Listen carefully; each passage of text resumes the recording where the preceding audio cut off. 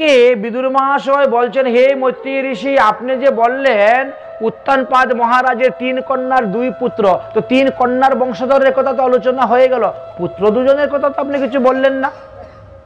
অতএব সেই পুত্রদের বংশধরের কথা আমার নিকটে বর্ণন করুন। মৈত্রী ঋষি বললেন যে, হে বিদুর মহাশয়, উত্তানপাদ আর প্রিয়ব্রত এই হলো তারা 2 ভাই। রাজা উত্তানপাদ ছোট ভাই হওয়া সত্ত্বেও তিনি রাজগদ্দিতে বসছিলেন, কারণ বড় ভাই প্রিয়ব্রত দেবর্ষি নারদের কাছ থেকে দীক্ষা গ্রহণ করে তিনি তপস্যা করতে চলে গিয়েছিলেন বনে, এবং গভীর জঙ্গলে গিয়ে গুফার মধ্যে বসে সমাধিস্থ হয়ে গেছিলেন। তিনি আর বাড়িতে ফিরে আসেন নাই, তো এই জন্য উত্তানপাদকে রাজা করলেন। উত্তানপাদ রাজা হওয়ার পর তিনি বিবাহ করলেন। তিনার স্ত্রীর নাম হলো সুনীতি। বিবাহ করেছেন। এই সুনীতি যখন গর্ভবতী অবস্থায় ছিলেন, তখন উত্তানপাদ রাজা দিগ্বিজয় করার জন্য বেরিয়েছিলেন। এখন দিগ্বিজয় করতে করতে বহু দেশ বহু রাজাদেরকে জয় করতে করতে এমন এক স্থানে গিয়েছেন, আর গিয়ে সেখানে রাজাদেরকে পরাজিত করার পরে সেই রাজকন্যাকে দেখে ইনি বড় প্রলোভিত হয়ে গেলেন। সেই রাজকন্যার নাম ছিল সুরুচি, এবং তাকে বিবাহ দেওয়ার আশ্বাস দিয়ে তাকে রথের মধ্যে তুলে নিয়ে চলে আসলেন। বাড়িতে যখন এসেছেন তখন নিয়ম ছিল, বড় রানী অনুমতি দিলে পরে আরেকজনকে বিয়ে করতে পারবেন। বুঝছেন? ভগবান শ্রীকৃষ্ণের ক্ষেত্রেও কিন্তু এরকম হয়েছে, দ্বারকালীলায় আমরা বলবো, শুনবেন। তো যুদ্ধ করে দিগ্বিজয় করে এসেছেন, এই জন্য সুনীতি তিনার দাসীদেরকে সঙ্গে করে নিয়ে পঞ্চপদী দ্বারা আরতি করে রাজাকে গৃহে আনবেন। সুরুচি তো ওখানে বসে আছে রথের মধ্যে।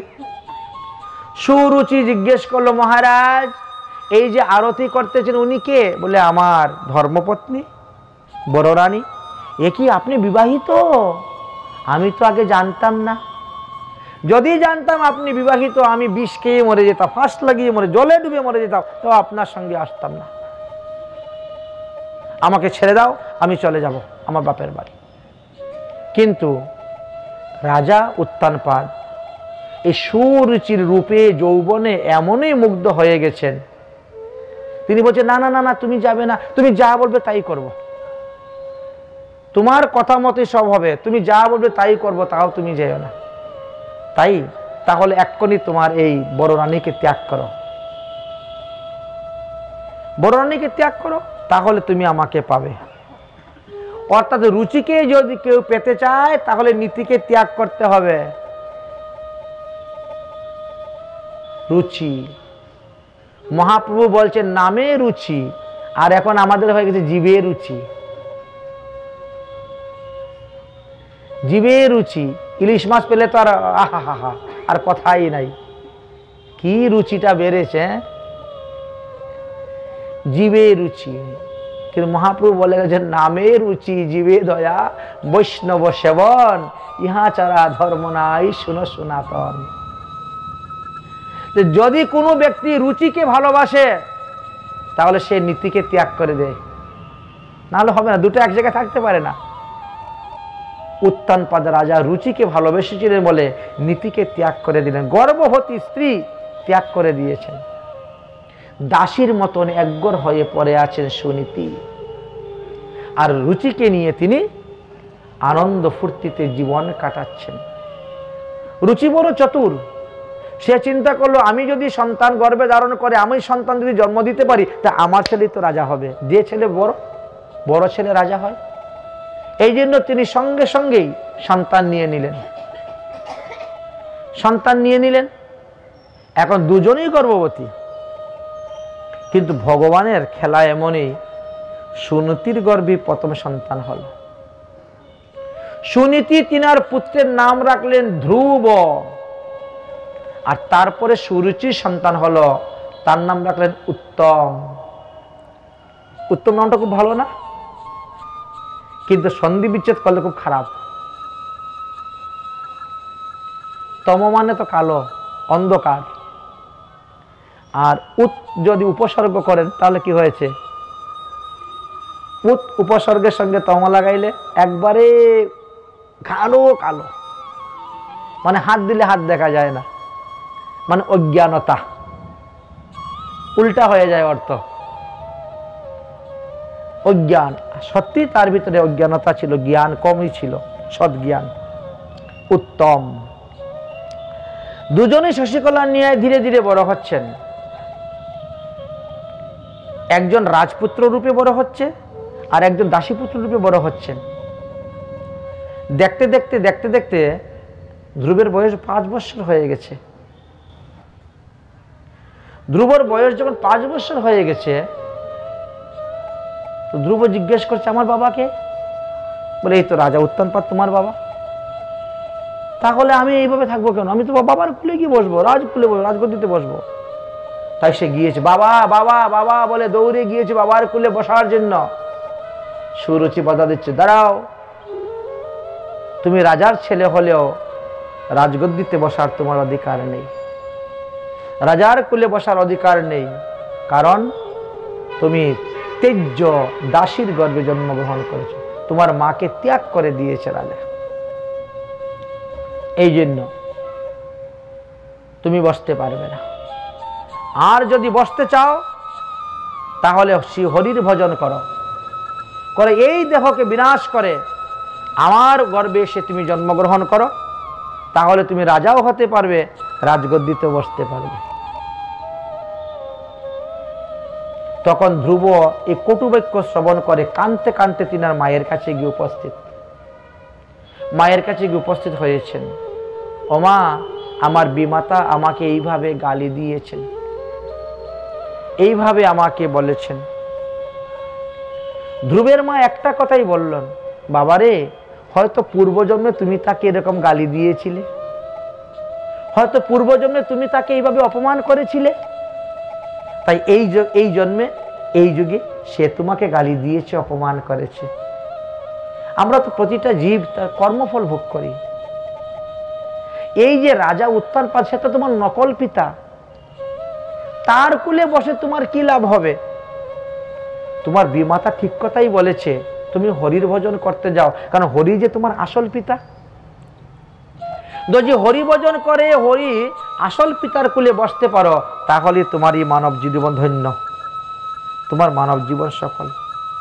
দেখেছেন, ধন্য ধন্য ধ্রুবের মা সুনতি, তিনিও পুত্রকে হরিভজন করার জন্য উপদেশ, যা বাবা যা, বনে যা, হরিভজন কর। কিন্তু আমরা আমাদের ছেলে মেয়েকে হরিভজনে পাঠাবো না, হরিভজন করতেও দিব না।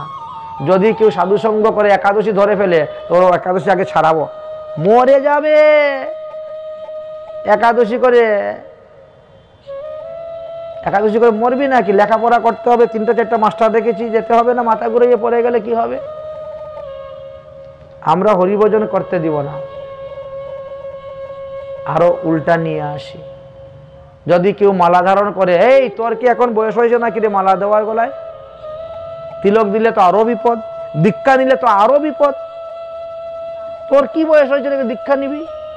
যে আপনাকে উপদেশ দিচ্ছে সে তো মহামূর্খ, সে তো দেখে না যে ধ্রুব 5 বছর বয়সে দীক্ষা নিয়েছে, প্রহ্লাদ 5 বছর বয়সে দীক্ষা নিয়েছে, আর এখন 50 বছর হয়ে গেছে, অনেকে দীক্ষাই নেয় নাই। আর তারাই কিন্তু আপনাকে আবার জ্ঞান দিবে, নিজেরা অজ্ঞান হয়ে। ধন্য ধ্রুবের মা। কেন ধন্য জানেন? আমাদের একটা প্রবাদ বাক্য আছে, দুঃশীলা মাতৃদূষেন পিতৃদূষেন মূর্খতা, কৈপন্য বংশী দূষেন আত্মদূষেন দরিদ্রতা। এই জন্য আমাদের কিছু কিছু দোষ এইভাবে আসে, এর দোষের কারণে হয়। এই জন্য ধ্রুবের মাকে ধন্য বলা হয়েছে। ধ্রুবের মা বলছেন, আমার আশীর্বাদ তো তোর উপরে আছেই, তুই আমার পেটের ছেলে, তো বিমাতার আশীর্বাদটা নিয়ে যা। বিমাতার আশীর্বাদ নিয়ে যদি যাস, তুই তাড়াতাড়ি হরিপাদ পদ্ম লাভ করতে পারবি। ধ্রুব এত অপমান হওয়া সত্ত্বেও আসল মায়ের বাক্য রক্ষা করার জন্য তিনি বিমাতাকে আবার প্রণাম করতে গিয়েছেন। চিন্তা করছেন, গিয়ে চরণ ধরে প্রণাম করে বিমাতাকে বলছেন, বিমাতা আমি হরিভজন করতে যাচ্ছি বনে, আপনি আমাকে আশীর্বাদ করুন, আমি যেন তাড়াতাড়ি হরি পাদপদ্ম লাভ করতে পারি। বাইরে দিয়ে বলছে হ্যাঁ হ্যাঁ ঠিক আছে বাবা, তথাস্তু, যাও। আর অন্তরে 5 বছরের ছেলে হরিভজন করতে যাবে, ঘুর জঙ্গলে বাঘ ভাল্লুকে খেয়ে নিবে, আমার ছেলের রাস্তা পরিষ্কার। রাজ্যকে তো দুভাগ করতে হবে না, আমার ছেলে উত্তম হবে, শশাগরা পৃথিবীর রাজা, আর আমি হব রাজমাতা। কি অভিমান, কি অহংকার! হ্যাঁ, যে শরীর, এ দেহ পতনের পরে 3টা পরিণতি হয়। যদি মারা যাওয়ার পরে কেউ পুড়িয়ে দেয়, 1 মুষ্টি ছাই হবে। হরিনা বুঝিয়া লাখো জানা, যদি সে জানা কেবল ছাই। আর যদি আপনাকে মাটির নিচে গর্ত করে দেয়, কতগুলা কিরা পোকা জন্ম নিবে। আর যদি জলে ফেলে দেয় বা এমনি জঙ্গলে ফেলে দেয়, শিয়াল কুকুরে টেনে খাবে, কতগুলা বিষ্ঠা হবে। যেই দেহের এই পরিণতি, আর সেই দেহ নিয়ে আমরা এত অহংকার করি, এত অভিমান করি, এত গর্ব করি। সুনীতিকে প্রণাম করলেন, কিন্তু তাতে সুনীতির স্বভাবের পরিবর্তন হলো না। চিন্তা করছেন? বললো না একবারও, আরে বাবা আমার রাগ হয়েছিল, বলেছিলাম কেন যাচ্ছিস, যাস না, থাক বাবা, 5 বছরের ছেলে, এখন কে তুই যাবি কেন? কিছুই বললেন না। এই জন্য বলছে স্বভাবের পরিবর্তন করা বড়ই কঠিন। স্বভাব বড় জিনিস, এমন এক জিনিস, একে পরিবর্তন করা বড়ই কঠিন। রওনা হয়ে গেছেন ধ্রুব তপস্যা করার জন্য। এদিকে স্বয়ং ভগবান বিষ্ণু দেবর্ষি নারদকে বলছেন, দেবর্ষি নারদ, দেখো দেখো উত্তানপাদ রাজার ছেলে, 5 বছরের ছেলে ধ্রুব আমার তপস্যা করার জন্য বনে যাচ্ছে, অতএব তুমি যাও। তুমি না গেলে হবে না। আর আমি গিয়ে কি করবো? তুমি গিয়ে তাকে দীক্ষা দাও। আরে জপ তপ তন্ত্র মন্ত্র দীক্ষাই তো মূল হয়, দীক্ষা ভিন্ন সর্বকার্য হইবে ক্ষয়। অতএব যাও, তুমি গিয়ে তাকে দীক্ষা প্রদান করো। দেবর্ষি নারদ এসে উপস্থিত হয়েছেন বনের মধ্যে। হে শিশু বালক, তুমি এই অঘোর জঙ্গলের দিকে কোথায় যাচ্ছ? ধ্রুব বলছেন, আমি হরিভজন করতে যাচ্ছি। নারদ বলছেন, হরিভজন করবে? এটা তোমার হরিভজনের বয়স নাকি? এটা তোমার খেলাধুলার সময়। কেন বলছেন? কারণ যাকে শিষ্য করবেন তাকে একটু বাজিয়ে নিতে হয়। আমরা বাজিয়ে নেই না বলেই বিপদে পড়তে হয়। শিষ্যর কর্তব্য গুরুকে পরীক্ষা করে আপনি তার কাছে দীক্ষা নেবেন, পরীক্ষা না করে দীক্ষা নেবেন না, নাহলে পরে ছাড়াছাড়ি শুরু হয়ে যাবে। আর গুরুরও কর্তব্য যাকে দীক্ষা দিব তাকে একটু বাজিয়ে নিতে হবে। সে কি হরিভজন করার জন্য দীক্ষা নিচ্ছে না দেহ শুদ্ধ করার জন্য দীক্ষা নিচ্ছে? যারা দেহ শুদ্ধ করার জন্য দীক্ষা নেয়, 2 দিন পরে দেখবেন এদের গলায় আর মালা নেই, এদের কপালে আর তিলকের ফুটা উঠে না। আর যারা হরিভজন করার জন্য নিবে, এরা দীক্ষা গ্রহণের পরে কোনোদিনও মালা খুলবে না গলা থেকে। মালা ত্যাগ করা মানে গুরু ত্যাগ করা। যে গুরুদেব আপনার গলার মধ্যে মালা পরিয়ে দিয়ে আপনাকে দীক্ষা দিলেন, সেই মালা খুলে রেখে দিলেন, মানে কি? মালা ত্যাগ মানে গুরু ত্যাগ, অবমাননা। তাতে দীক্ষা নেওয়ারই বা কিবা প্রয়োজন? থাকো, এমনি থাকো। কারণ শিষ্য যদি পাপ করে সেই পাপ গুরুকে বহন করতে হয়। মন্ত্রী যদি পাপ করে সেই পাপ রাজাকে বহন করতে হয়। স্ত্রী যদি পাপ করে সেই পাপ স্বামীকে বহন করতে হয়। কতগুলো বিধান আছে না শাস্ত্রে। এই জন্য যাকে তাকে মন্ত্র দিতে নেই। বেশি শিষ্য করে লাভ নেই তো। শাস্ত্রে বলছে বহু শিষ্য না করিবে। কারণ আপনি আকাশের দিকে তাকিয়ে দেখেন, লক্ষ লক্ষ তারা আকাশে উঠলেও পৃথিবীকে আলো করতে পারে না। আর একটা চন্দ্র উঠলেই বাহ, একেবারে পৃথিবী আলো। তা আমার লক্ষ তারার কি প্রয়োজন? লক্ষ শিষ্যের দরকার নাই, 1 শিষ্যর মতো শিষ্য হলেই যথেষ্ট। এই জন্য দেবর্ষি নারদ একটু বাজাচ্ছেন, একটু পরীক্ষা করতেছেন। আরে তোমার এখন হরিভজনের সময় নাকি? তোমার এখন খেলাধুলার সময়। যাও যাও যাও। না আমি যাব না, আমার বিমাতা আমাকে এত গালি দিয়েছে, আমাকে এত কটু কথা বলছে, আমাকে এত অপমান করেছে, আমি যাব না।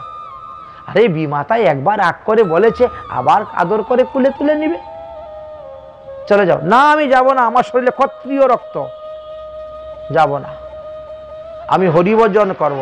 আমার মা আমাকে বলেছেন হরি হলো আমার আসল পিতা, আমি যদি হরিভজন করে হরিকে সন্তুষ্ট করে পিতার কুলে বসতে পারি, বাস আর কিছু লাগে না। এমন ভাবে বায়না ধরেছে সে বাড়ি যাবেই না। দেবশ্রী নারদ দেখলেন যে বাহ, ওরে বাবা তুমি তো রাজার ছেলে, তুমি ক্ষুধা লাগলে খাবে কি? বলছে বৃক্ষ কি ফল দেয় না? জঙ্গলে এই পাহাড় পর্বতের কি বৃক্ষরা কি ফল দেওয়া বন্ধ করে দিয়েছে? ফল খেয়ে থাকবো। পিপাসা লাগলে বলে নদীতে কি জল নাই? ঘুম আসলে ঘুমাবে কোথায়? বলে পর্বতের কি গুফা নাই? পর্বতের গুফায় ঢুকে ঘুমিয়ে পড়বো। এত সহজ নয় রে বাবা। মুনি ঋষিগণ হাজার হাজার বছর তপস্যা করে যে ভগবানকে পাচ্ছেন না, আর তুমি 5 বছরের শিশু গিয়ে ভজন করে ভগবানকে পেয়ে যাবে? রাজকি বাঘ ভালুক কত কিছু আছে, কত রকমের হিংস্র প্রাণী আছে, তোমাকে ধরে খেয়ে ফেলবে তো। বলে খাবে কেন? আমার মা তো বলছেন আমার বাবা হলেন শ্রী হরি, তিনি আমাকে রক্ষা করবেন। শ্রী হরি যাকে রক্ষা করে তারে মারতে কে পারে? নারদ চিন্তা করলে সর্বনাশ, এত একবার দৃঢ় সংকল্প করে এসেছে। এইরকম শিষ্যেরই দরকার, হরিভজনে দৃঢ় সংকল্প। বাবা হরিভজন করতে গেলে না আগে দীক্ষা গ্রহণ করতে হয়। অদীক্ষিত লোকানাং দৃশ্যং ছিন্ন বনাননে অন্নবিষ্ট সমতুল্য মূত্র এবং সমংসৃজম। অদীক্ষিত ব্যক্তির হাতের জল অন্ন বিষ্ঠা এবং মূত্রের সমতুল্য, এটা ভগবান গ্রহণ করেন না। তুমি যে হরিভজন করবে তোমার তো এখনো দীক্ষাই হয় নাই, তোমার তো আগে দীক্ষা প্রয়োজন, তারপর শিক্ষা প্রয়োজন। কিভাবে তুমি হরিভজন করবে? শিক্ষা বলতে কোনো মন্ত্র নাই। শিক্ষা মানে শিক্ষা লাভ করা। যারা বলেন এই তুই দীক্ষা নিয়েছিস, শিক্ষা মন্ত্র পেয়েছিস, তারা নিজেরাই জানে না শিক্ষা কাকে বলে। এটা ভুল ধারণা। শিক্ষা বলতে কোনো মন্ত্র নাই। শিক্ষা মানে শিখানো, কিভাবে পূজা করবেন, কিভাবে ভোগ লাগবেন, কিভাবে আরতি করবেন, কিভাবে ঠাকুর জাগাবেন, কিভাবে শয়ন দিবেন ইত্যাদি, অনেক অনেক কিছু। তাহলে দীক্ষা শিক্ষার প্রয়োজন আছে, না হলে তো হবে না হরিভজন করতে। ঠিক আছে, তাহলে আপনি আমাকে দীক্ষা দিয়ে দিন। দেবশ্রী নারদ বললেন বসো, তাহলে তো আমি তোমাকে দীক্ষা দিব। দেবশ্রী নারদ ধ্রুবকে দীক্ষা দিলেন। কি মন্ত্রে দীক্ষা দিয়েছেন? ওম নমো ভগবতে বাসুদেবায়। হয়ে গেল দীক্ষা।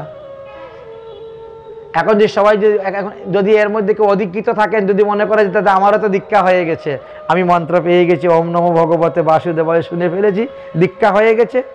হয় নাই। কেন হয় নাই? দীক্ষা পঞ্চসংস্কারে হয়, এখানে কোনো সংস্কারই করা হয় নাই, তো মন্ত্র বললে দীক্ষা হয় নাই। এই জন্য বলছে কানের মধ্যে ফু দিলে গুরু হওয়া যায় না। কি সংস্কার? তাপ সংস্কার, পুণ্ড সংস্কার, যাগ সংস্কার, মন্ত্র সংস্কার, নাম সংস্কার। এই 5টি সংস্কারের দ্বারা যার কানে এই বীজ বলে ফু দেওয়া হবে, তখন গিয়ে দীক্ষা হবে। দীক্ষা মন্ত্র মাইকে উচ্চারণ করলে এটা হয় না। শোনা যায় কিছু কিছু সম্প্রদায় আছেন স্কুলের মাঠের মধ্যে বসে গেছে 10,000, একবারে দীক্ষা হয়ে গেছে। 10,000 লোকের দীক্ষা একদিনে হয় না। এইগুলো আমাদের বিভ্রান্ত করতেছেন। কারণ দীক্ষা মন্ত্র ভূমি শ্রবণ করতে পারবে না গুরুদেব, তখন সেই বীজের মধ্যে শক্তি আসবে না, শক্তি আসবে না। দেবশ্রী নারদ দীক্ষা মন্ত্র প্রদান করলেন, তারপরে তাকে শিখালেন। কি শিখালেন? মানসিক সেবা পূজা। আগে তো তুমি রাজার ছেলে ছিলে, এখন তো তুমি বনবাসী ভিখারি। মহাপ্রভুও ঠিক তেমনি ভাবেই রঘুনাথ দাস গোস্বামীকে বলেছেন, রঘুনাথ তুমি তো আগে ছিলে জমিদারের ছেলে, কিন্তু আজ আজ তুমি ভিখারি, তোমার হাতে কিছু নেই। তাহলে তুমি কিভাবে ভগবানের সেবা পূজা করবে? দুই দিকে দুই কমল পত্র, মধ্যে কোমল মঞ্জুরি, এইভাবে অষ্ট মঞ্জুরি দিবে শ্রদ্ধা করি। মহাপ্রভুর আদেশ। দুই দিকে দুই পত্র, মধ্যে কোমল মঞ্জুরি, এইভাবে অষ্ট মঞ্জুরি দিবে শ্রদ্ধা করি। বাস, মানসিক সেবা, ওখানে তার কোনো কিছুর প্রয়োজন হয় না। শিখালেন, শিখানোর পরে বললেন যে দেখো, এই স্থানে বসে যদি তুমি ভজন করো, 10,000 বৎসর ভজন করলে তুমি যে পুণ্য ফল লাভ করতে পারবে, বৃন্দাবনে এক রাত্রি বসে ভজন করলে সেই ফল লাভ করতে পারবে।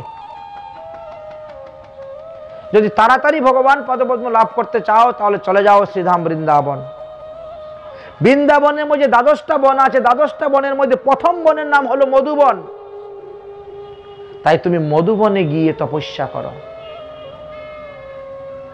রম্যং মধুবনং নামং বিষ্ণু নামন উত্তমং যদৃশ মনুজং দেবী সর্বং কামানুবাপ্নুয়াৎ। এই মধুবনে যে যেটা সংকল্প নিয়ে বসবে সেটাই সিদ্ধি লাভ হইবে। তোমার সংকল্প তো হরির কুলে বসা, হরির কুলে বসতে চাও, হরিকে দর্শন করতে চাও, অতএব মধুবনে যাও। বৃন্দাবনের মধ্যে 12টি বন এবং 32টি উপবন আছে, আর তার মধ্যে শ্রেষ্ঠ বন হলো এই 1 নম্বর বন হলো মধুবন। অতএব চলে যাও, গচ্ছ পুত্র গচ্ছ।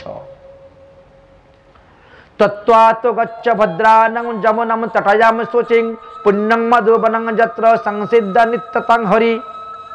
এই মধুবন যমুনার তটে অবস্থিত এবং সেখানে শ্রীহরি সর্বদা অবস্থান করেন। বৃন্দাবনং পরিত্যজং এক পাদম ন গচ্ছামি। ভগবান বলছেন, আমি বৃন্দাবন ধাম ত্যাগ করে এক পাও কোথাও যাই না, সর্বদা আমি বৃন্দাবনে থাকি। অতএব যাও, তুমি বৃন্দাবনে গিয়ে হরির উপাসনা করো, তাহলেই তোমার লাভ হইবে। অতি তাড়াতাড়ি তুমি ভগবান পদপদ্ম লাভ করতে পারবে। চলো যাও বৃন্দাবনে। তাই তিনি বৃন্দাবন যাওয়ার জন্য রওনা হয়ে গেছেন। বৃন্দাবন যাওয়ার জন্য রওনা হয়েছেন। দেবর্ষী নারদ বললেন যে একমাত্র রাধারানীর কৃপাই গোবিন্দকে পাওয়া যায়, যাও। अरे कृपा करेंगे राधा रानी श्री वृंदावन जाओ, ताई ना? कृपा करेंगे राधा रानी श्री वृंदावन जाओ। राधे राधे राधे राधे राधे राधे गाओ। राधे राधे राधे राधे राधे राधे गाओ। कृपा करेंगे राधा रानी श्री वृंदावन जाओ। कृपा करेंगे राधा रानी श्री वृंदावन जाओ। राधे राधे राधे राधे राधे राधे गाओ। राधे राधे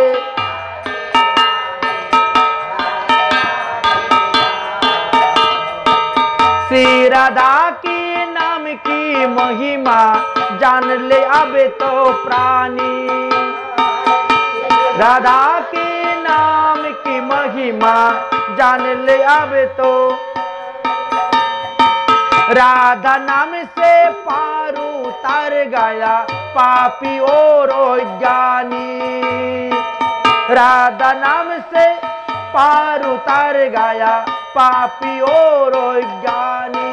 इसलिए झूम झूम के राधा नाम को, झूम झूम के राधा नाम को मस्ती में तुम गाओ। राधे राधे राधे राधे राधे राधे गाओ। राधे राधे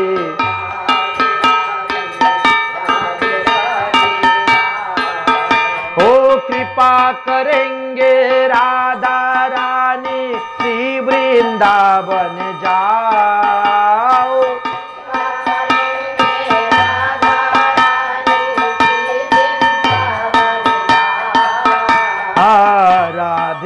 রাধে রাধে রাধে রাধে রাধে গাও রাধে রাধে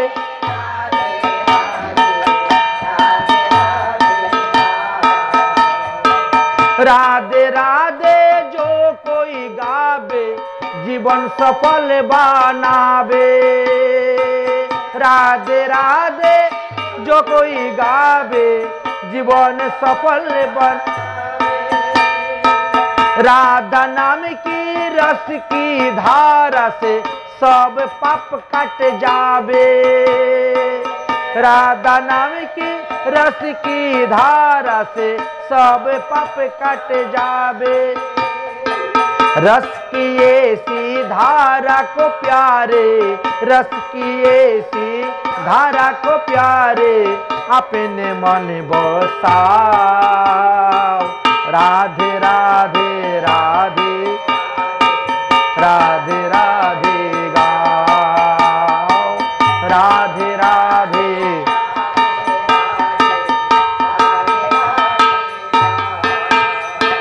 कृपा करेंगे राधा रानी श्री वृंदावन जाओ कृपा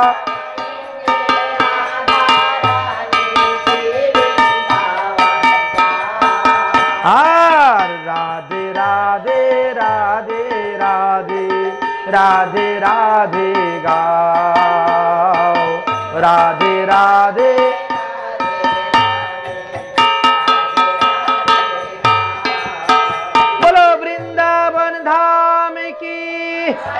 राधा रानी की जय जय श्री राधे श्याम देवर्षि नारदेर निकट থেকে এই প্রকার উপদেশ লাভ করিয়া রাজপুত্র ধ্রুব দেবর্ষি নারদকে দণ্ডবত প্রণাম করলেন প্রদক্ষিণ করলেন 4 বার আর তারপরে তিনি রওনা হয়ে গেলেন সিধা বৃন্দাবনের দিকে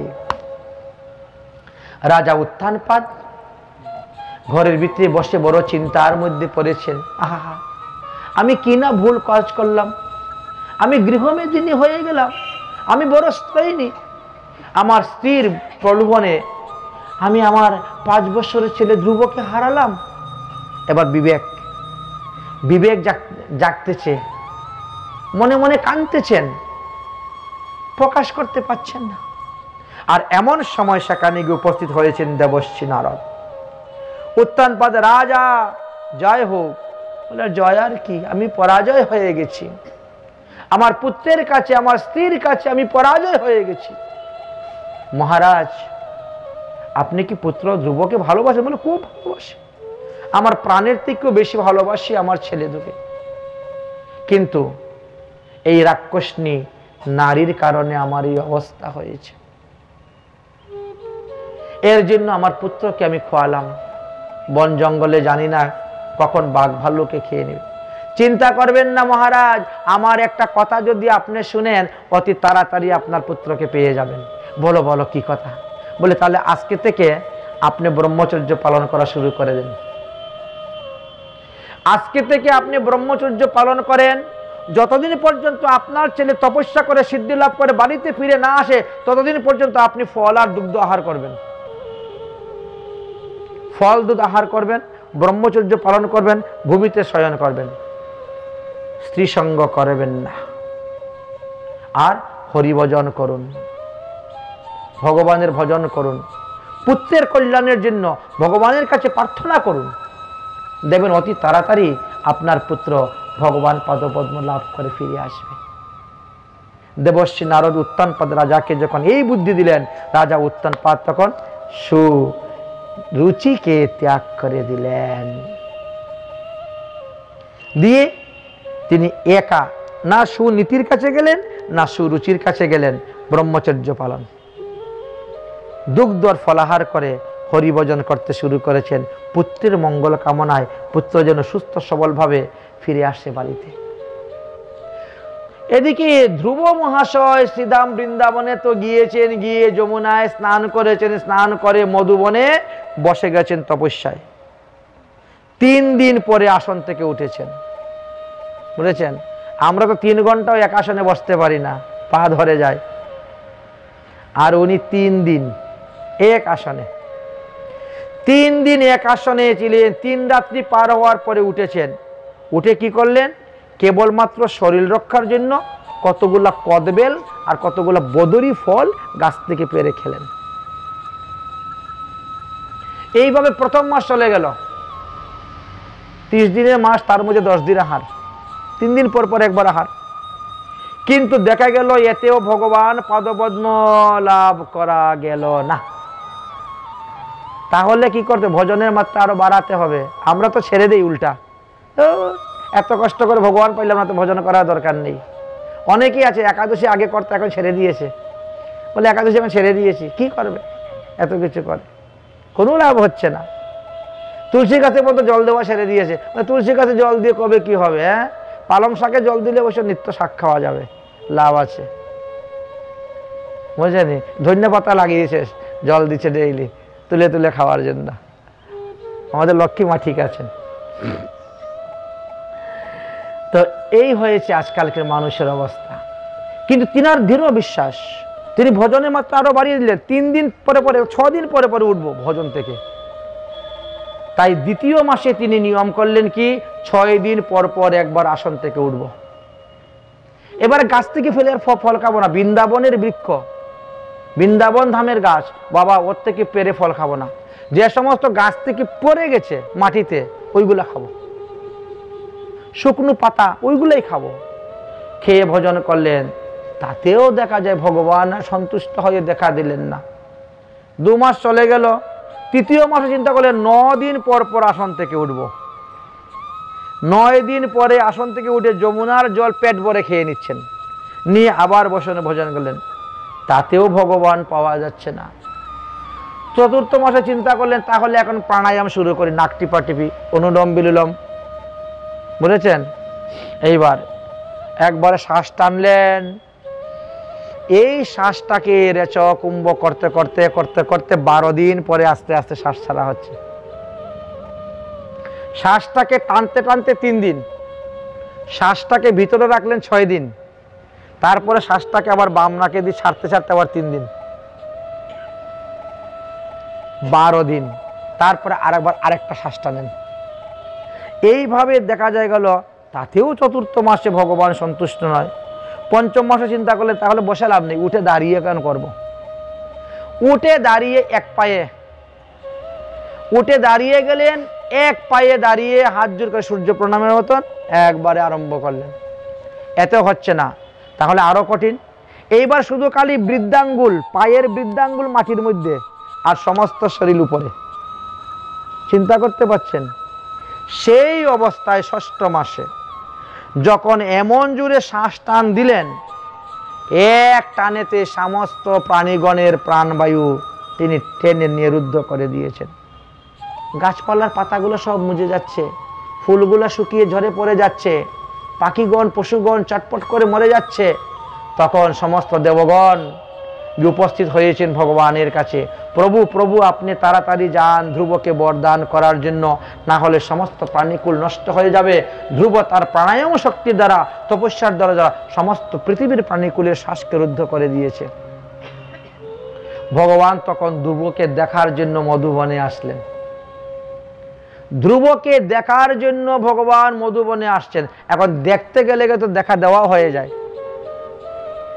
এখানে বলছেন মধুবনং দিদিক্ষণাম গতঃ, ভগবান আসলেন। এসে ভগবান দাঁড়িয়ে আছেন ধ্রুবের সম্মুখে। ধ্রুব তো চোখ খুলতেছে না, চোখ বন্ধ। তাই ধ্রুবের হৃদয়ের মধ্যে ভগবান প্রকট হলেন। আর হৃদয় থেকে যখন অদর্শন হয়ে গেলেন, তখনই চোখ খুলে বাইরে দেখে ভগবান। ভগবান বলছেন তুমি এখন শ্বাস ত্যাগ করো। সঙ্গে সঙ্গে শ্বাস ত্যাগ করলেন, ভগবানের চরণে পড়ে গেলেন, স্তুতি ভক্তি করতে শুরু হলেন। ভগবান প্রসন্ন হয়ে বললেন, বলো তুমি কি চাও? বলে আমি তোমার কুলে বসতে চাই। বসো। ভগবানের কুলে বসে গেল।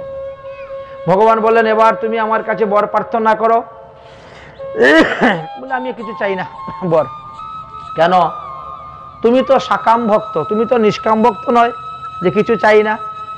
তুমি তো তোমার পিতার রাজগদ্দিতে বসার জন্য সেই কামনা, সেই বাসনা নিয়ে তুমি আসলে আমার উপাসনা করতে, আর এখন বলছো তুমি কিছু চাও না। তখন ধ্রুব একটা মূল্যবান কথা বলেছিলেন। কি কথা? ভগবান, যদি কোনো ব্যক্তি কাজ কুড়াতে বেরোয়, কাজ, এখন বসে প্লাস্টিকের বোতল কুড়াতে লোক বেরোয়, রেল স্টেশনে গেলে পরে দেখবেন, ট্রেনে গেলে দেখবেন সব খালি প্লাস্টিকের বোতল কুড়ায়। আগেরকার দিনে কাজ কুড়াতো, কাচের বোতল নিয়ে যেত।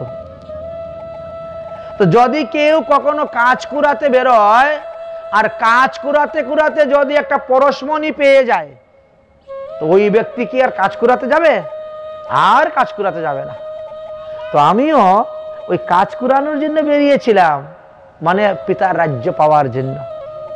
অথচ আপনার মতন পরশমণি আমি পেয়ে গেছি, আর আমার কাজের দরকার নেই। এত বড় রাজ্যের দরকার নাই, রাজগদ্দির দরকার নেই। সর্বনাশ। ভগবান বললেন, তুমি না চাইলেও আমি তোমাকে দিব, কারণ আমি কাউকে দিয়ে কৃপা করি, আবার কারু নিয়ে কৃপা করি।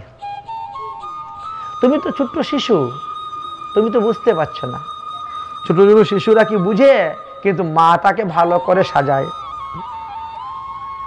এই 1 বছর, 1.5 বছর, 2 বছরের বালকরা কি বুঝে? তার এইখানে একটা কাজলের ফুটা দিবে, এইখানে একটা দিবে, ওইদিকে সীতা দিবে, ওখানে চুলের মধ্যে একটা গার্ডার জড়িয়ে দিবে, রাবার, কত কিছু করে সাজায়। ছেলেকে, শিশুটা কি বুঝে? কিছু না, কিন্তু মা আনন্দ পায় সাজিয়ে। ঠিক তেমনি ভাবে আমি তোমাকে সাজাবো, আমি তোমাকে উত্তানপাদ গদ্দি, রাজার গদ্দিতে বসাবো। তুমি 36,000 বৎসর পর্যন্ত রাজত্ব করবে। একদিন নয়, 2 দিন নয়, 1 বছর নয়, 2 বছর নয়, 36,000 বৎসর তুমি রাজত্ব করবে। প্রভু, আমি রাজত্ব চাই না, আমার বিমাতাগণের ভাই উত্তম, এরা আমাকে শান্তি দেবে। বলে, চিন্তা করো না, তাদের কর্মফল তো তারা পেয়ে পাবে। তোমার বিমাতা তো অল্প কিছু দিনের মধ্যে আগুনে পুড়ে মারা যাবেন, আর তোমার বিমাতার ঘরে ভাই উত্তম, সে যক্ষদের সঙ্গে যুদ্ধ করে মারা যাবে। কর্মফল তাদেরকেও ভোগ করতে হবে। অতএব যাও, তুমি চিন্তা করিও না। ধ্রুব বরপ্রাপ্ত হলেন। প্রভু, আমি এই সমস্ত বিষয় পেয়ে যদি তোমাকে ভুলে যাই? বলে, ভুলবে না। আমি তোমাকে বরদান দিলাম, তুমি বাল্যকালে যমুনার তীরে বসে ভজন করে তুমি আমাকে পেয়েছো, আর বৃদ্ধকালে গঙ্গার তীরে বসে ভজন করে তুমি আমাকে পাইবে।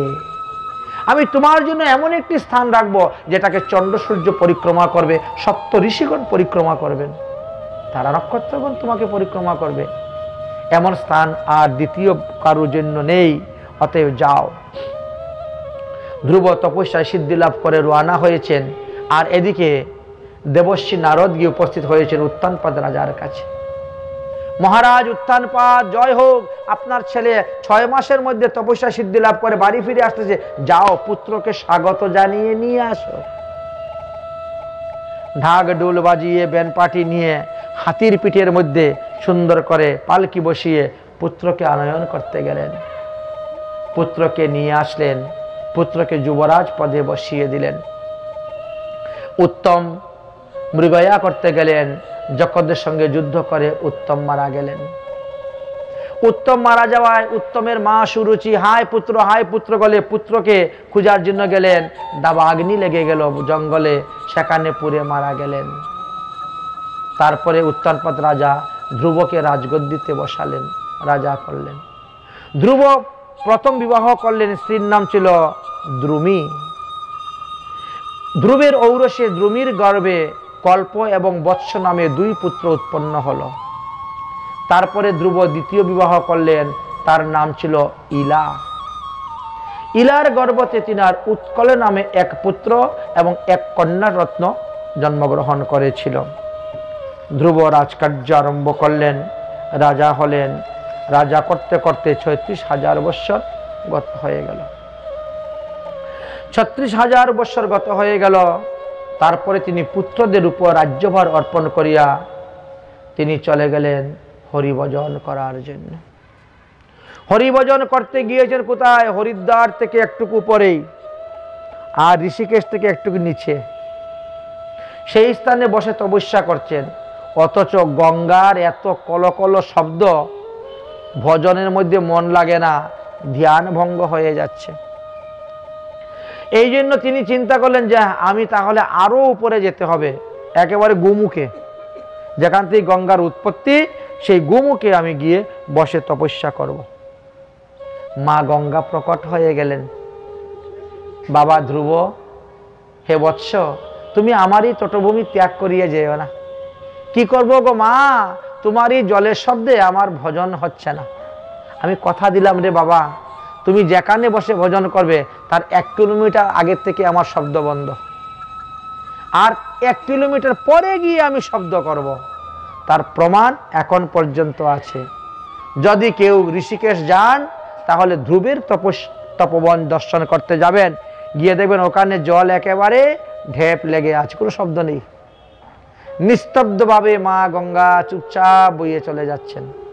আর বাকি সব জায়গায় এত খরতর শব্দ, ওরে বাবারে, call call call call call call শব্দ হচ্ছে দিন রাত 24 ঘন্টা। ধ্রুবে তপস্যা করতে করতে সিদ্ধি লাভ করে গেছেন। বিমান আসতে শুরু হয়েছে ধ্রুবকে নিয়ে যাওয়ার জন্য। যম মহারাজ মৃত্যুদেবকে বলছেন, মৃত্যুদেব তুমি যাও, ধ্রুবের এখন যাওয়ার সময় হয়ে গেছে। ধ্রুব ভজন করতে করতে সিদ্ধ দেহ প্রাপ্ত হয়ে গেছে এবং সিদ্ধ দেহেতে সে ভগবত ধামে যাবে। তার এই পঞ্চভৌতিক দেহটা এখানে রেখে দিতে হবে। তুমি যখন স্পর্শ করবে তখন তার পঞ্চভৌতিক দেহটা এখানে থেকে যাবে। আসে সিদ্ধ দেখে বিমানে বসে সে ধ্রুবলোকে চলে যাবে। যাও। এবার মৃত্যুদেব গিয়ে উপস্থিত হয়েছেন। মৃত্যুদেব গিয়ে বলছেন, ধ্রুব আজকে তোমার শেষ দিন, তোমাকে আমি স্পর্শ করলি তোমার এই দেহ পরে থাকবে, বিমান আসতেছে, তুমি বিমানে বসে নিত্যধামে যাবে। আপনি কে? বলে আমি মৃত্যুদেব। ও আচ্ছা আচ্ছা, তো আজকে তো আমার এখনো নিত্যকর্ম হয় নাই, আপনি একটু বসুন, আমি নিত্যকর্মটা সেরে নেই। পৃথিবী থেকে দ্বিতীয় আর কেউ পারে নাই, রাজর্ষি ভরত পর্যন্ত পারেন নাই। যে আচ্ছা ঠিক আছে, হরিণের চিন্তা তখন করেছেন, একটু হরির চিন্তা করি তখন আমাকে নিবে, সেই সুযোগ পায় নাই। কিন্তু ধ্রুব দেখেন কিরকম, আপনি বসুন, আমি নিত্যকর্ম শেষ করব, তারপরে আপনি আমাকে ধরবেন।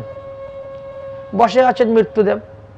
তিনি একেবারে জীবনের শেষ দিনের মতো ভালো করে স্নান করছেন, গঙ্গার স্তুতি করতেছেন, ঠাকুর সেবার জন্য ফুল তুলসী আনছেন। অন্যদিন তো 8টা তুলসী পাতা ভগবানকে দেন, বলে আজকে 108টা দিব, আজকে শেষ দিন তো, তাহলে 108টা তুলসী পাতাই ভগবানকে দেই। ভগবানের 800 তুলসী পাতা অর্পণ করছেন, ভগবানের সহস্র নাম জপ করতেছেন, কীর্তন করতেছেন। অন্যদিন তো কৃষ্ণের শতনাম পাঠ করলে শেষ, বলে আজকে শতনাম না, আজকে গোপাল সহস্র নাম। কৃষ্ণের 108টা নাম তো সবাই জানে, কিন্তু কৃষ্ণের 1000টা নামও তো আছে, বলে আজকে তাহলে শেষের দিন যখন, তো 1000টা নামই করি, গোপাল সহস্র নাম আরম্ভ করছেন পাঠ। নিত্যকর্ম বেড়ে যাচ্ছে,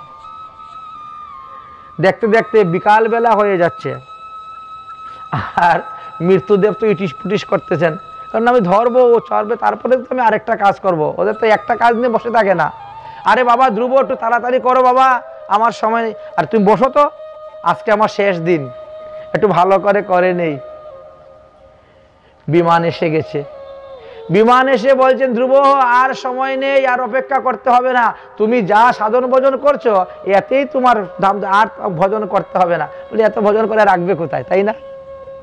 আমাদের মধ্যে কেউ আসে এরকম, বলে এত ভজন করে কি করব, কোথায় রাখবো, তাই একটু কমই করি, বাস।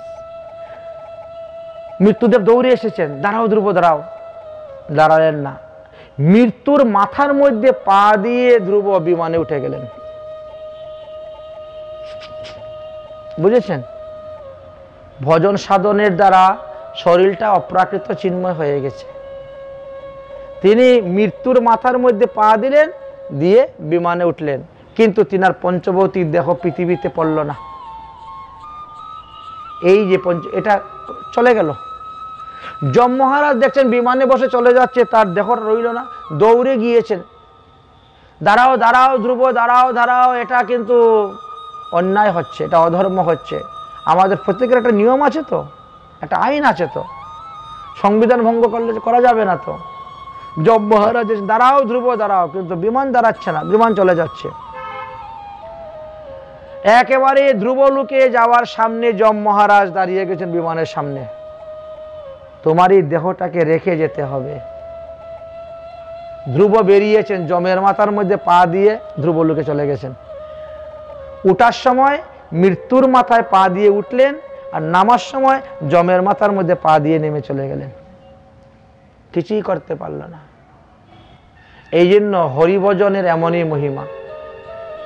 যারা হরিভজন করেন তাদেরকে যম দর্শনই করতে হয় না, যম দ্বারা দর্শনই করে না, তাদেরকে জমালয়ে যেতেই হয় না। ধ্রুব চলে গেলেন ধ্রুবলোকে। ধ্রুবলোকে চলে গেলেন। মৈত্রেয়ী বলছেন, হে বিদুর মহাশয়, এমনই ভগবান শ্রীহরির ভজনের মহিমা, ভজনের শক্তি। ভগবানের প্রসাদ যেমন চিন্ময়, ভগবানের নাম সেরকম অপ্রাকৃত। ভগবানের সবকিছুই তো অপ্রাকৃত, তাই অপ্রাকৃত ভগবানের নাম প্রসাদ আদি গ্রহণ করে, লীলাকথা শ্রবণ করে ভক্তের দেহ অপ্রাকৃত হয়ে যায়। কখন যে অপ্রাকৃত হয় সে ভক্ত নিজেও জানেন না। এইভাবে ধ্রুব চলে গেলেন।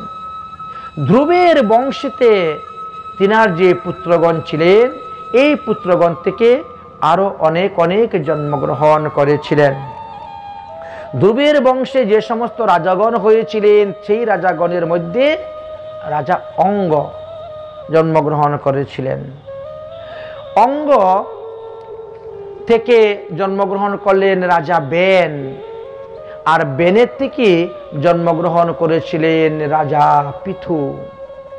যে পৃথু মহারাজ এই পৃথিবীকে দহন করেছিলেন, তাই পৃথিবীকে বলা হয় দুহিতা।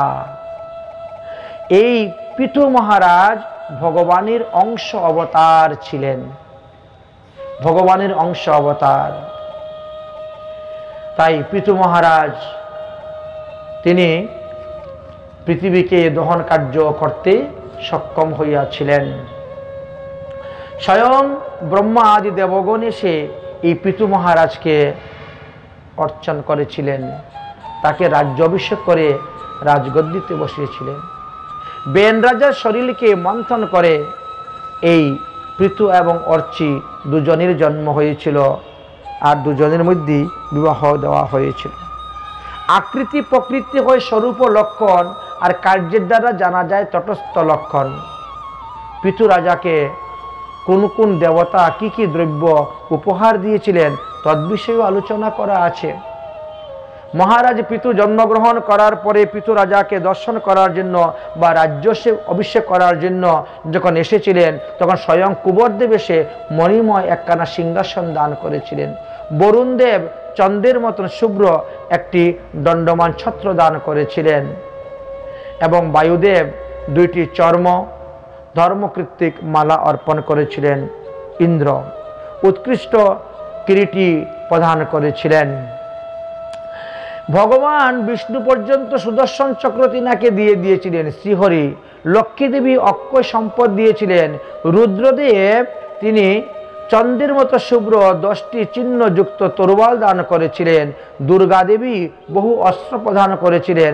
এইভাবে এক একজন দেবতা, এক একজন দেবীগণ অনেক কিছু বস্তু পৃথু মহারাজকে দান করেছিলেন। সমস্ত মানুষগণ পৃথু মহারাজকে স্তুতি বন্দনা করতেন। তখন পৃথু মহারাজ বলতেন, আপনারা আমার স্তুতি করতেছেন কেন? আপনারা যদি স্তুতি করতে হয় তাহলে যান ভগবান বিষ্ণুর স্তুতি করেন। বলে, আপনিই তো বিষ্ণুর অংশস্বরূপ। বলে, অংশস্বরূপ হলে তো আমি তো ভগবান বিষ্ণু নয়। এই জগতে সবাই তো আমরা পরমাত্মার অংশস্বরূপ, তাই বলে কি আমরা পরমাত্মা? কখনো নয়, আমরা জীবাত্মা। আমরা সাধন ভজন করে মহাত্মা হতে পারবো, কিন্তু পরমাত্মা হতে পারবো না। এই কথা শ্রবণ করে বিদুর মহাশয় মৈত্রী ঋষিকে আরো 7টি প্রশ্ন করলেন। বিদুর প্রশ্ন করলেন, হে ব্রহ্মনিষ্ঠ তপোধন, পৃথিবী তো বহু প্রকার রূপ ধারণ করিতে পারেন, তবে তিনি বিশেষ করে সবসময় গুরূপ ধারণ করেন কেন? তার কারণটা কি? মহারাজ পৃথু তিনাকে দহন করেছেন বলে তাকে পৃথিবী বলা হয়। কিন্তু মহারাজ পৃথু যখন পৃথিবীকে দহন করেছিলেন তখন তার বৎস হয়েছিল কে? বলে, তখন তাহার বৎস হয়েছিল স্বয়ংভুব মনু। তিনাকে যখন দহন করেছিলেন তখন তার পাত্রই বা কি ছিল? আপনি কৃপা করিয়া আমার নিকটে বর্ণন করুন। এইভাবে এক এক প্রশ্ন করতে চলেন আর উত্তর দিতে শুরু করলেন। সেই সময়ে পৃথিবীর নিকট থেকে যে যা চায় সব কিছু দহন করিয়া তারা নিয়ে গিয়েছিলেন, দহন করিয়া সব কিছু নিয়েছিলেন। তাই পৃথিবী দেবীকে দহন কার্য করেছিলেন একমাত্র রাজা পৃথু। গুরু ধারণকারী পৃথিবীকে দেবতা, ঋষিগণ, গন্ধর্বগণ, চরণগণ, অপ্সরাগণ, উর্বশীগণ, দৈত্যগণ, দানবগণ, অসুরগণ, রাক্ষসগণ আদি সবাই এই পৃথিবীকে দহন করে তাদের প্রয়োজনীয় বস্তু তারা নিয়ে গিয়েছিলেন। এই মহারাজ পৃথু 100টি অশ্বমেধ যজ্ঞ করেছিলেন, কিন্তু 100টি যজ্ঞ পূর্ণ হওয়ার মাত্র একটি যজ্ঞ যখন বাকি ছিল, তখন তিনার ঘোড়া দেবরাজ ইন্দ্র চুরি করার জন্য ছদ্মবেশে এসেছিলেন। অত্রিমুনি দর্শন করতে পেরে তিনি তখন বললেন যে পৃথু মহারাজ, দেখেন আপনার ঘোড়াকে ইন্দ্র চুরি করে নিয়ে যাচ্ছে। পৃথু মহারাজ ইন্দ্রের সঙ্গে যুদ্ধ করার জন্য যখন রওনা হয়েছেন, তখন বলছেন যে না, আপনি তাকে সঙ্গে যুদ্ধ করতে যাবেন না, বরং আপনার তো 5 পুত্র আছে, এই 5 পুত্রের মধ্যে যে কোনো এক পুত্রকে তিনি পাঠাও। তাই তিনার জ্যেষ্ঠ পুত্রকে তিনি পাঠিয়েছিলেন এবং তাকে বিজিতাশ্ব নাম দেওয়া হয়েছিল। ইন্দ্র তখন ভয়ে ভীত হয়ে ঘোড়াকে ফেলে দিয়ে তিনি পালিয়ে চলে যান। এইভাবে একবার নয়, দুবার নয়, 3 বার নয়, বারবার তিনি ঘোড়া চুরি করতে আসেন, আর বারবারই এই ছদ্মবেশগুলা ত্যাগ করে করে তিনি পালিয়ে যেতেন।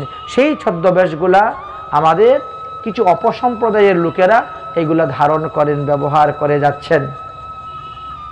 এটাই শ্রীমদ্ ভাগবতে আলোচনা করলেন।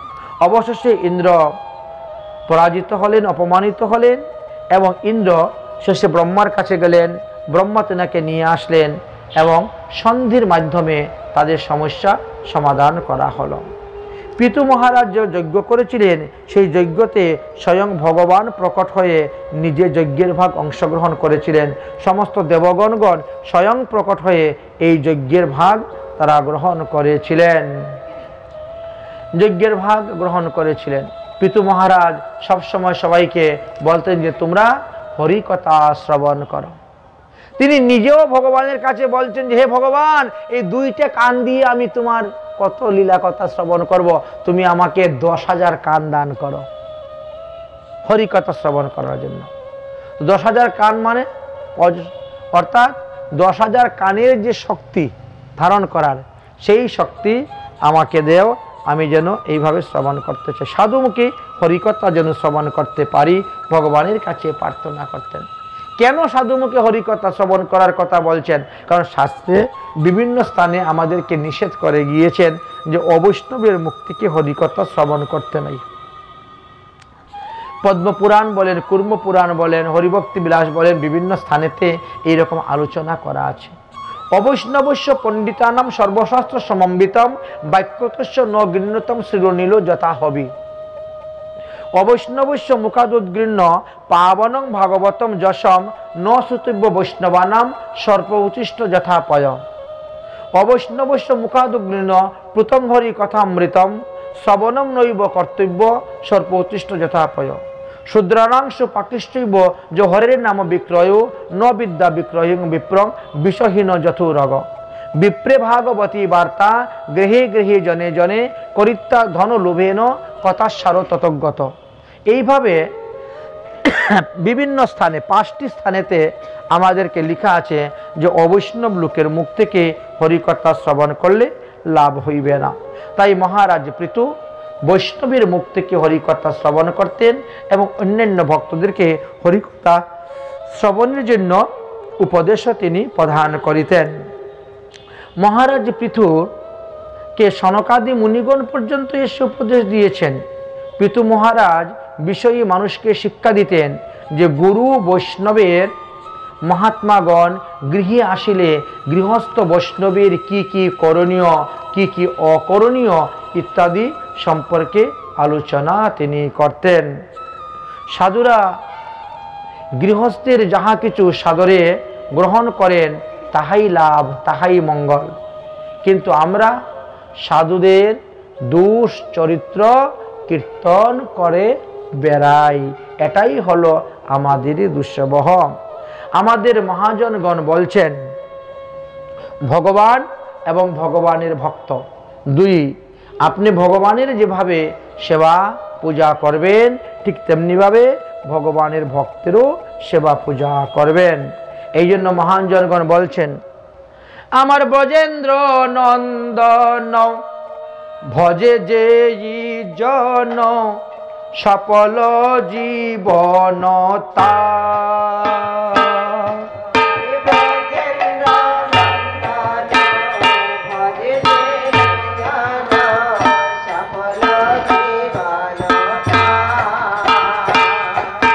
তাহার উপমা বেদে নাহি সীমা,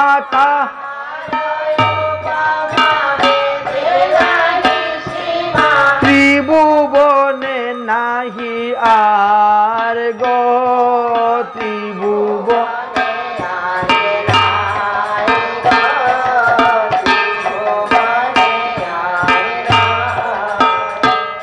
আরে এ মন মাধব না ভজে মানব, এ মন কখনো মরিয়া যাবে, কখনো মরিয়া যাবে, কখনো মরিয়া যাবে। আরে সেই অধমে প্রহারিবে জমে, সেই রৌরব কৃমিতে খাবে, রৌরবে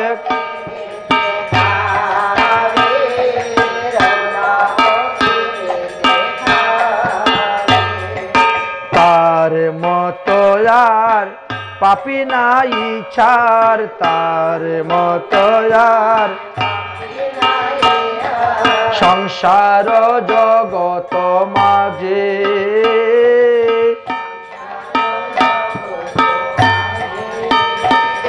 আরে কোন কালে তার গতি নাই আর, কোন মিচাই ভ্রমিবে কাজে, মিচাই ভ্রমিবে, মিচাই ভ্রমিবে। লোচন দাস ভকতির আস, লোচন হরি গুণ কহে লেকি, হরি গুণ কহেলে বলে হেন রস সারো মতি নাহি যারো,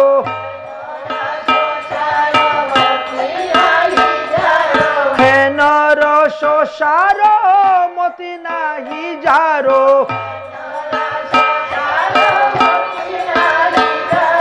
তাহার মুখ নাহি দেখি, তাহার মুখ নাহি, তাহার মুখ নাহি দেখি। যারা হরি ভজন করে না বলছেন যাদের মুখে হরিনাম নেই আমি তাদের মুখ দর্শন করিব না। ঠিক তেমনি ভাবে পৃথু মহাশয় উপদেশ করিতেন গৃহস্থ বৈষ্ণব এর গৃহেতে যদি কোনো বৈষ্ণব আগমন করেন তাহলে তার সৎকার কর্মা পাদ্যার্ঘ্যাদি অর্পণ করা এবং সে যখন চলে যায় তখন তার রাস্তার পথ করো যথাসাধ্য ঠাকুর সেবার জন্য দক্ষিণাদি প্রদান করা ইত্যাদির কথাও এখানে আলোচনা করে গেলেন। সাধু মুচিষ্টম হি মে সর্বাত মানা হি দোষদাত। তারপরে সাধু অধরামৃত, ভক্ত অধরামৃত, ভক্ত পদধূলি, ভক্ত পদরজ, এই তিনের মহিমার কথা বর্ণন করে গিয়েছেন। এইভাবে মহারাজ পৃথু ভজন করলেন। শেষে পুত্রকন্যাদের উপরে রাজ্যভার অর্পণ করে তিনি তপস্যা করতে গেলেন এবং তপস্যা করতে করতে সেই স্থানে তিনি মারা গেলেন। সেখানে মারা যাওয়ার পরে তিনার স্ত্রী তখন তিনার শ্রাদ্ধ তর্পণ পিণ্ডিদান আদি করলেন। কারণ অগুর জঙ্গলে বসে তপস্যা করেছিলেন, যখন বাড়িতে এসে আর খবর দেওয়ার মতন সময় তিনি রাখলেন না। এইভাবে তিনি সাধন ভজন করেছিলেন। তো এই যে আমরা উপাখ্যানটি শ্রবণ করলাম, এই উপাখ্যান শ্রবণ মাত্র কি হয়, আমাদের শতজন্মের সমস্ত পাপ থেকে বিনষ্ট হয়ে যায়। এই পৃথুর বংশেতে জন্মগ্রহণ করেছিলেন প্রাচীন বহি নামে এক রাজা। মহারাজ প্রাচীন বহি রাজার রাজগদ্দিতে প্রায় সময়ই দেবর্ষি নারদ আসতেন এবং তিনি এক এক সময় এক এক ভক্তদের চরিত্র কথা বর্ণন করতেন।